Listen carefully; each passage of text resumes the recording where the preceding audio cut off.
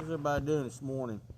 Well, we got the Bamboo Creek Rod project finished up, and I figured I'd bring it out here this morning and see how she does. I think this thing turned out really nice.